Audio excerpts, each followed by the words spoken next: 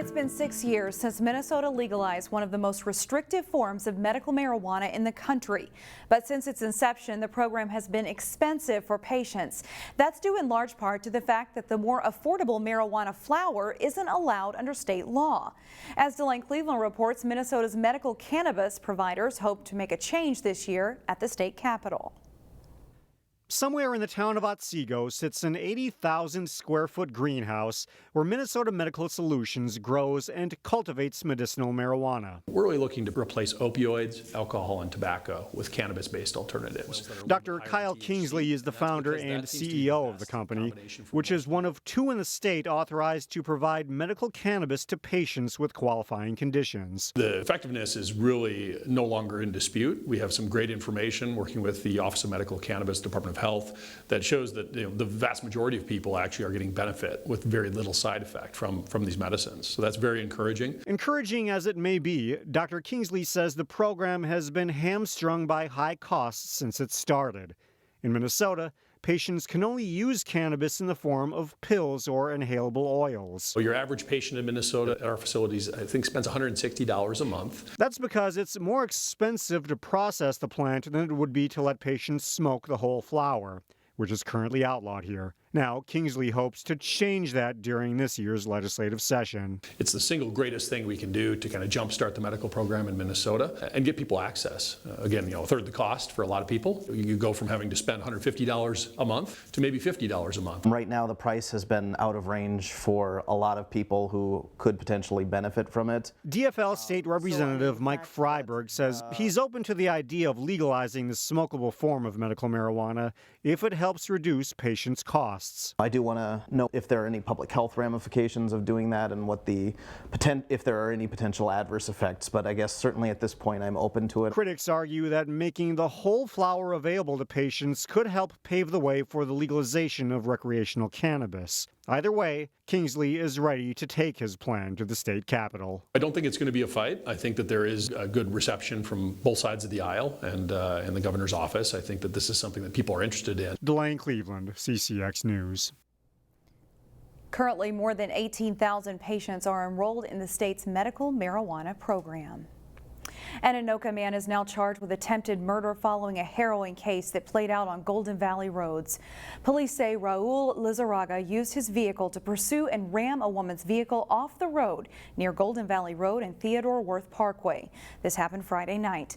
According to the criminal complaint, Lizarraga then assaulted the woman, causing significant injuries.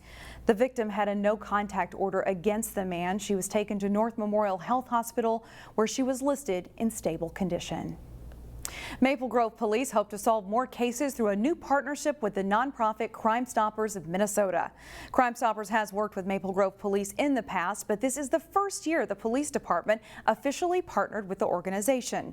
Crime Stoppers has been around Minnesota for more than 40 years. The program allows people to submit tips anonymously, either online, over the phone, or through an app.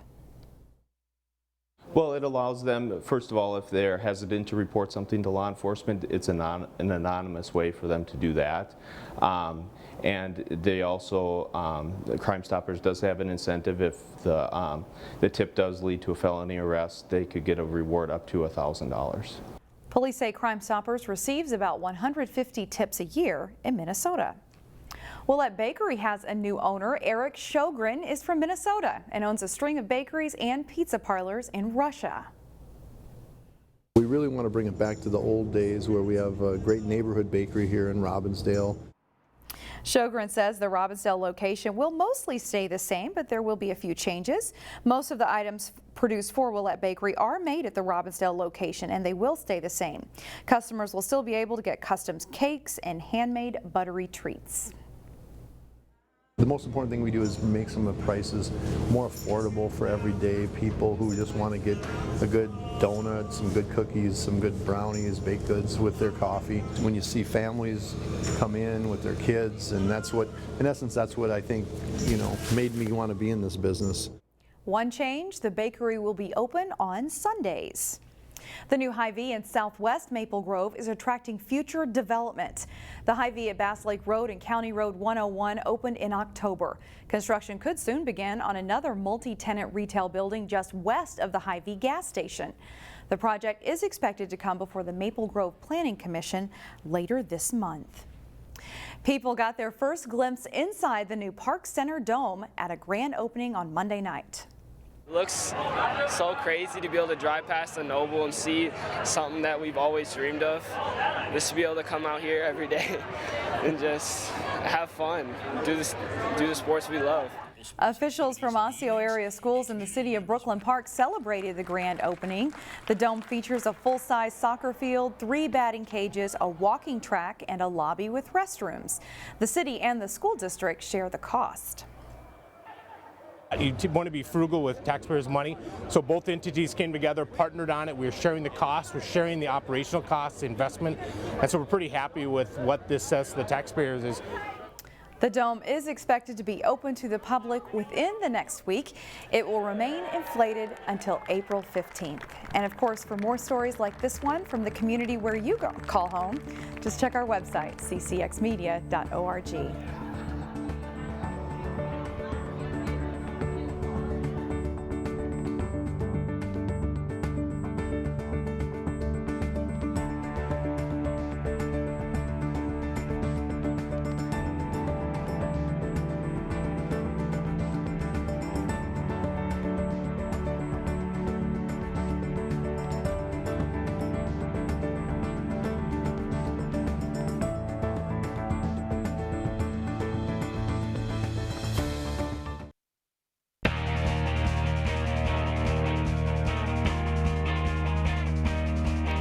The Osseo girls basketball team had not played a game since December 27th, so the Orioles were looking to get back on the court, and they had a thriller in their first January game. The Orioles playing at Rogers. Osseo's Jasmine Choi scores inside plus the foul as the Orioles build an early lead. Rogers has good long-range shooters. Lena Brenning hits the 3, cutting the Osseo lead to 1. Osseo 8th grader Lena Sampe answers with a 3. And the Orioles lead 26-23 at halftime. Early in the second half, Choi and Sampe D up and get the steal, and Ava Holman finishes for Osseo. Nice ball movement by Rogers here, and Madeline Jensen scores for the Royals. And this is a tight game all the way. A block by Rogers' Alex Fuller triggers the break. Brenning to Allie Carrolls, and she scores for a 61-59 Royals lead. It's 63-61 Rogers, 12 seconds left, but Jaden Klein drives hard and scores, tying the game for Osseo. Rogers gets one more chance, and freshman Kara Glad with the buzzer beater to win it with a 3. The Orioles take it 63-61, or 66-63 rather, for their 3rd win in the past 4 games. Well, not all games are created equal. As Jay Wilcox reports, the Breck girls hockey team scored a win Saturday that means a little more than most. For the Breck girls hockey team, their 5-4 win over Andover in a matchup of the top-ranked teams in Class A and AA was pretty special. It was an incredible win, just for us girls to come out flying after a tough tournament loss to Edina. We had so much confidence instilled in us, and there was a lot of energy in the locker room, which is always a good thing, because that really picks up the momentum. And I think that win not only speaks to our team, but speaks to all single A teams in general. Just that even though we're smaller schools, smaller division, we can still keep up with the big boys. To be down 2-0 and to be able to put on that kind of an effort in the second and third period was, it really told the story of the type of team we have and how hard they work. So it was a pretty special one. The defending Class A champion Mustangs have played a tough schedule, and they have 4 losses so far, all to AA teams. They like the progress their group has made. It's been really good. You know, we've won the games we need to win, won a couple of big ones.